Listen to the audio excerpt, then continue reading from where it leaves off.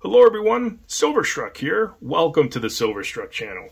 I'm super excited to share with all of you a very rare Engelhard round I was able to acquire this morning. Some of you may be aware of a round like this and others just learning about it for the first time watching this video.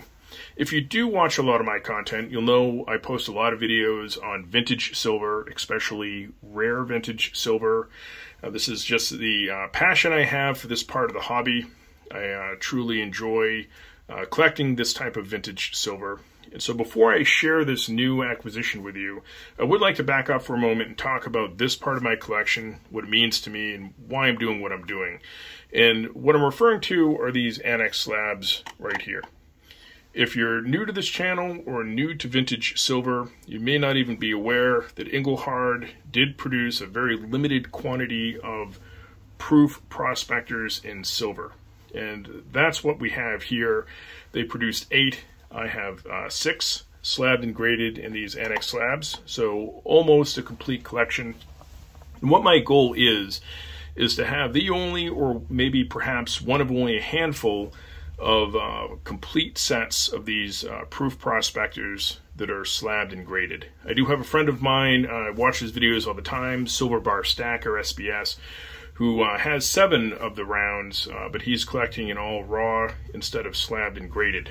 So why slabbed and graded? Well, it's very simple. If you slab the coin, or in this case the round, it protects it and preserves it so you can handle the round without worrying about dropping it or getting your fingers on it.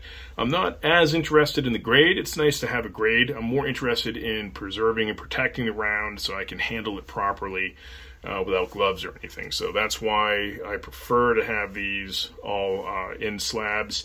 And the reason I chose annex was simply because PCGS and NGC would not slab these rounds. Maybe they will today. This collection's been going on for a number of years, so when I first started slabbing these, NGC just wasn't interested in these prospector rounds. So without further delay, let's have a look at this new round, which fits into this collection nicely.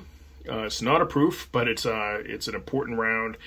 And then I'll bring you back and we'll take a look at this collection. So here we have it, literally the Everest of silver. We're looking at an Engelhard round that says obviously Everest at the top with the depiction of the mountain, USA to the left side and the year stamped to the right side, 1986. To the bottom of the round, you'll notice that it says compatible multi-layer materials. So very interesting round. You may notice that this particular specimen is milk spotted, and that's actually kind of important. So let me share with you some information from my favorite Engelhard resource, allengelhard.com. I'm going to go ahead and share with you the listing they have. You can pause and read if you want to read what they say here. But basically, what we have is a very rare round where they only produced about 500 of these. So it has very similar mintages as some of the proofs that were made that were 500 for those proofs there. So not an easy round to find, very expensive, and it's a proof-like round. So it doesn't quite qualify as a proof, but it's definitely PL. Now about these milk spots, if you read the description on allengelhard.com, most examples have milk spotting right around the outside rim. So the fact this has the milk spotting that they're talking about on allengelhard.com actually authenticates the piece a little bit more, if you will. So kind of weird to say, right, that milk spotting is what you want to see on a piece like this, but these particular rounds were prone to milk spotting, and so this one's definitely an authentic example. Much like those of you that are fans of collecting Royal Mint silver, like the Britannia, I used to joke around and say if you find a Britannia without milk spots, it's probably a fake. Well, I guess it could be said true for this particular round. Let me share with you the reverse of the round now. Here we are with the reverse of the Everest round. It says Engelhard at the top, and along the bottom, 1 troy ounce, 3/9 plus fine silver with the classic Engelhard eagle and flag dead center. So wonderful design. It just doesn't get old in my eyes. This round is incredibly PL and reflective, so I will pick it up by its rim and move it around a little bit so you can kind of get an idea of just how shiny this particular round is, and it's just beautiful on the reverse. Kind of reminds me a little bit of Morgan dollars, where Morgans have a lot of chatter on the obverse and are beautiful in the reverse. Well, this is very similar. Just a beautiful looking round. So happy to have acquired it, and definitely planning on putting this one into a slab to protect it and place it with a collection. I hope you enjoyed checking out that Everest round. That's one I've been looking for years. It was traded into the LCS and thrown into the generic bin where the owner found it. So I kind of wish I got there when it was in the generic bin, as I had to pay a hefty price.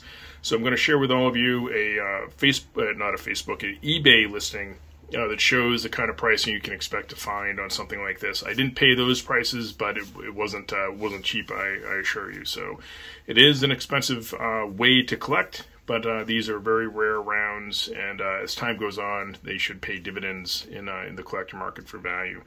So without further ado, let us check out the 6 proof rounds that I have collected. We're going to start here with this one. I'll go relatively fast through this collection just to share it. So this is the Canadian Prospector, and this one is in PF 67 Deep Cam.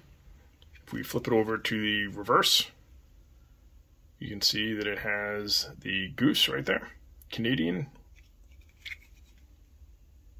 Very cool round. So the mintage on the Canadian Prospector is 250. You will see those from time to time on eBay. Next one up. This one is the first of the American Prospectors. So this is a 1982. And this one's also in PF 67 Deep Cam. These are highly reflective, so my apologies for showing them at a weird angle, but other than that, you'll just be looking at me. So let's keep the eyes on the rounds, right? So there we have the 1982, and this one right here. Oh, the 1982 had also a mintage of 250, and this one right here. Now we're getting a lot more rare. There were actually 2 1983s, of which I've collected 1 of 2. So this particular 1983 American Prospector is a PF 68 Deep Cam. As we flip it over, it may surprise some of you that this is a Eagle reverse and not the Big E reverse. So the very first Eagle reverse was not the 1984 standard production round, but yet the 1983 proof. And this one's quite rare with a mintage of only 100. So that's a very difficult round to collect. So we have those 3. Let's take a look at the next 3 here. This one right here I acquired from another collector, 3 Toes actually, was able to sell me this a while back, and I just haven't had the chance to share it. This is the most rare of rare. This is the 1984 proof Prospector with a mintage of only 50. This one's a PF 68 Deep Cam, and it is just a gorgeous, authentic specimen.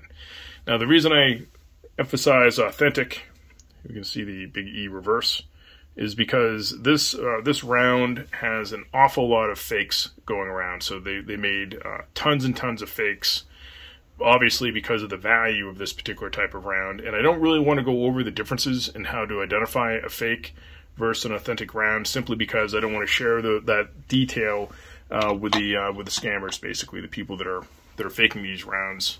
We don't need to give them more knowledge on what they're doing wrong so that we can identify a fake from an authentic round. So moving right along, from the rarest of rare here is this one. Here we have a 1985. As you get to the later dates, they become easier to collect. This is a mintage of only 500, and you can find 85s on eBay. This one's a PF 69 Deep Cam, so kind of an exceptional example, if you will. And as we flip it over, you can see it is the Eagle reverse.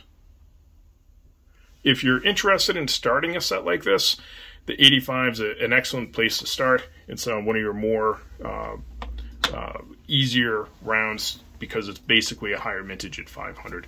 And so isn't the next round I'm going to share. This is another good starting place for a collector. This one is the 1986, also in PS68 deep cam.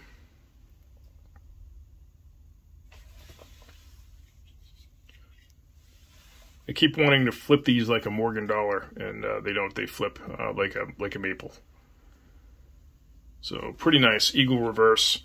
And so this is the last of the American Prospector proofs, if you will. The only other one I'm missing is the 1988 Summit Bancorp round, which I've never seen anywhere at any time ever. So that one's that round is a ghost. It has a mintage of 100, but incredibly rare. So it's not always about the mintages. You have to consider those rounds that have survived, right? So it's more the survival rate and being able to locate the rounds that exist. Some of these might have been melted down, lost, who knows?